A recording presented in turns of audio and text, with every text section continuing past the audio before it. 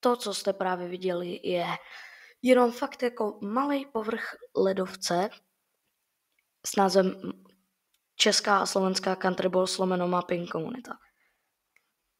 Teďka úplně si divíte podle mě, o čem toto video je a nebojte, já se k tomu dostanu.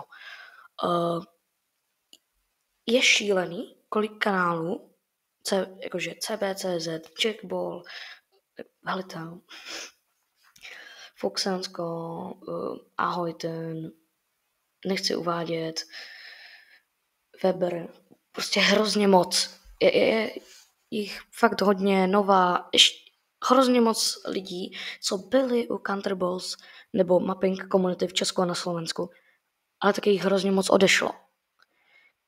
Z těch kanálů, co jste tam viděli, tak je dneska aktivní kolik? Já vám to můžu spočítat na prstech.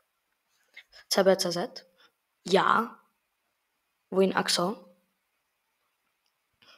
a to je vlastně skoro všechno. No.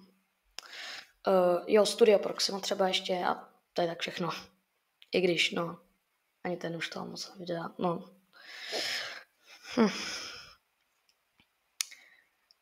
Je to pár věcí, které ovšem na naší scéně zůstaly. Alternativní budoucnost a mapping série.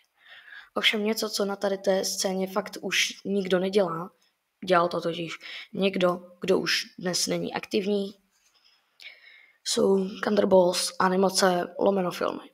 Já vím, je tu CBCZ, ale ten je dabuje. Nikdo nedělá vlastní příběhy. No, tak jsem se rozhodl to zkusit. Mám návrh na 2 série. Pravděpodobně ještě víc, s tím, že tyhle 2 mám rozhodně už naplánovaný a začal jsem na nich pracovat. No a to je vlastně vše.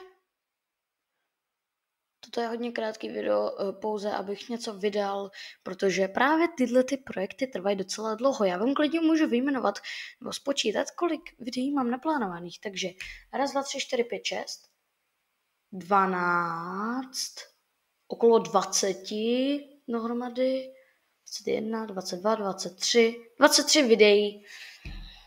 S tím, že o prázdninách to bude paradoxně méně aktivní tento kanál. Takže uvidíme se u příštího videa. Užívejte letní prázdniny. Čus.